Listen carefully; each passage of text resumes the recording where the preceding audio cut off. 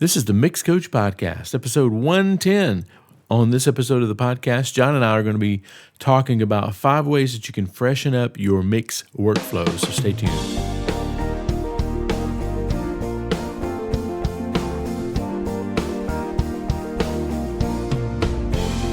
So a couple episodes ago, we were chatting, and you had mentioned some ways to keep things fresh, like while you're mixing, ways to shake things up, change the mentality. If things get a little bit boring or stagnant, just shaking things up a little bit more. So I wanted to bring this up, and I didn't want to do it just kind of a free-for-all, kind of a list thing. But so we'll talk about all of the ways that we have made things fresh, and ways that we can think of that, hey, we can inject some new life into mixing and into the process of mixing. But I want to order it in terms of like most expensive to least expensive, because there are some really expensive ways to shake things up, and then there are some kind of less expensive ways to do it. Yeah. So you want to start with the most expensive way? Yeah, so what is the most expensive way that you have ever shaken up kind of the mixing process to make things feel a little bit more fresh? Wow, I would have to say probably last year I changed my monitors, or I added to my monitors. I bought a pair of the Barefoot MM27 Gen 2s, which those at the time were just under $10,000, and I think they've gone up now. And they do make lower priced options, but I probably, who can afford to spend that much money in their studio? I mean, I guess you'd spend that much money on a hot-rodded Mac or PC or maybe a control surface, or some people pay that for microphones. But to me, it was money well spent, because it really invigorated me with my mixing. It really made me want to go after it. And the first mix that I did was Taranda Green, which is an artist that we've got on MixCoach Member. It was a big Christmas project, and I remember for the first time in a long time, people were coming up to me going, "Man, you really, I like the mix you did on that." And I'm like, "Well, I know that it was I was mixing through my Barefoot, and I was experimenting, and I was really trying to get all I could get out of them." But and I'm not even saying you have to spend that much money on monitors. Right. You can buy a used pair. I know that you bought a used pair of NS10s, and I remember one time, I bought a pair of NS10s, and I only paid $250 for my NS10s. But to me, that was like going home again, and I still love NS10s. Yeah, man. I mean, and a new pair of headphones. I mean, you can pay $300 for a pair of Sennheiser 650s, or if you can, like I bought a pair of Grado RS2s, and I got a really, really good deal on them.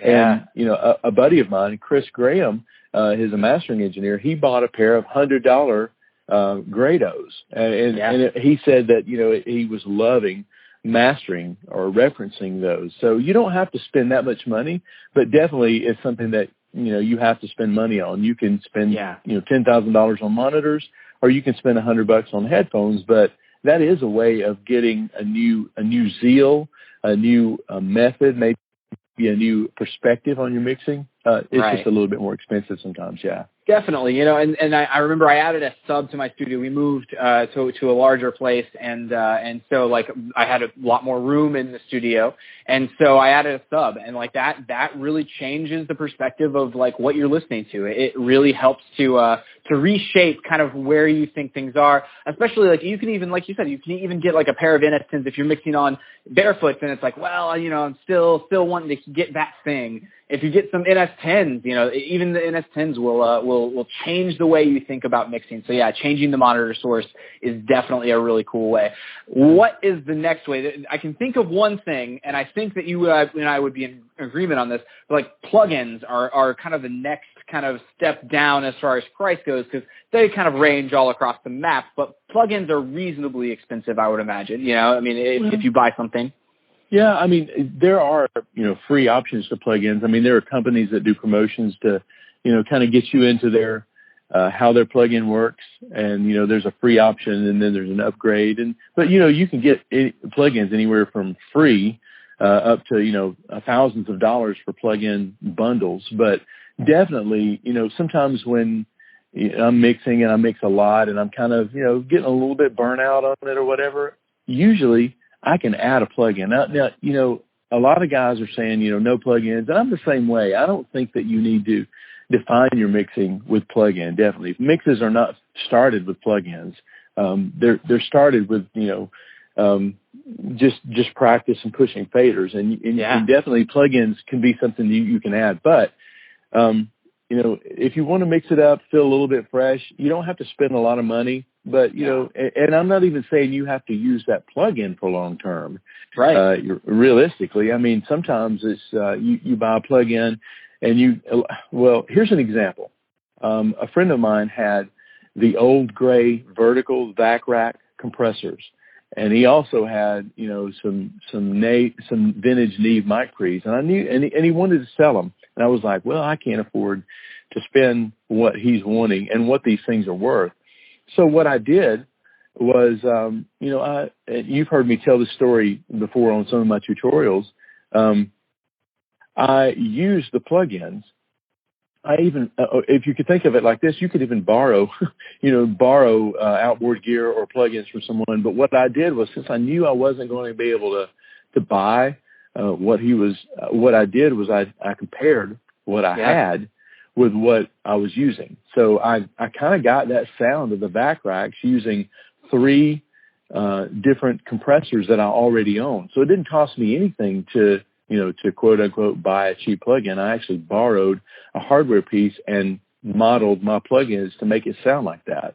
Definitely. And that's a really cool thing to think about too. You know, it's a coming up with the plugin solution or a solution to come up with a specific sound. Like I think about, you hear a sound on the radio and you're like, oh man, how did they get that sound? And just kind of going in and figuring out, hey, what plugins do I have already that could potentially come up with that sound?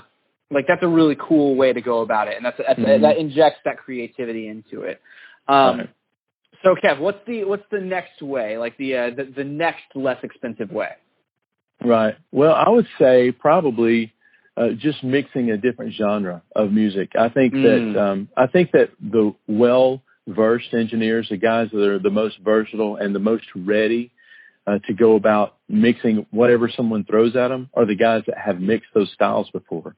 So if you're a rock mixer, I mean, you know, we talked about on that podcast that originated this podcast, we talked about crystal algae, and that's right. And then, you know, some of the things I've noticed is that Michael Bublé, who is completely different style of what crystal algae is mixing, he mixed a few songs on his Christmas record and one of his pop records. I mean, and you know, it was one of those things where I'm sure that he was getting out of his sweet spot a little bit as far as styles go, but I am also positive that he learned something from mixing a different style of music. You know, I'm speaking for him. I can speak for myself. I know that when, you know, if I'm used to mixing, say a big orchestral record like the Taranda Green record that I talked about a few minutes ago, you know, sometimes a nice, release from that is to mix a bluegrass or, you know, go and mix, a snarly, you know, rock, garage band, you know, rock song. I mean, sometimes, you know, your perspective, when you change different styles, it'll give you perspective and make you a little bit more well-rounded. Like, you know, maybe you're dealing with, a different problem that you never have dealt with before. If you mix jazz, then you worry about how loud your drums are, but everything doesn't have to be super loud all the time. So sometimes what you can do is mix, you know, rock where everything has to be loud. And then on the flip side, you know, if you're mixing rock and you're going for just hugeness and big tones and stuff like that, sometimes it's a nice release to go and mix a little jazz quartet or something. You know, it's a good thing to kind of like a catalyst for learning something new with a different style. So I would say getting out of the comfort zone as well. Like, I mean, that also kind of plays into, you know, whenever you get kind of in a workflow, shaking things up with a genre can really get you out of it. Like if you're used to working with a lot of electronic sounds and, you know, maybe synthesizers and things like that, but just working on just a plain raw rock track is, you know, can really shake things up. That's something that I'm always appreciative of MixCoach Pro Member, is that like there's always a new session, a new type of music each month on the site. You know, we run the run the range from, like you said, Turanda Green, like a orchestral kind of Christmas album, all the way to, kind of rock stuff and bluegrass. There's all of those styles that are represented there. So those sessions are everywhere. MixCoach Pro Member has them every single month, and that's a super cool thing that the members get to take advantage of. Right. So Kev, the last one that we're going to cover on this one, there's obviously a ton more, and if you guys have any more, make sure you guys tell us your ideas. Tell us how you guys get more creativity, shake things up, that sort of thing. But the last one on the list is like just the bonus start from scratch, one, right? Oh yeah, This is the one where it's like, then you can always just destroy your preset.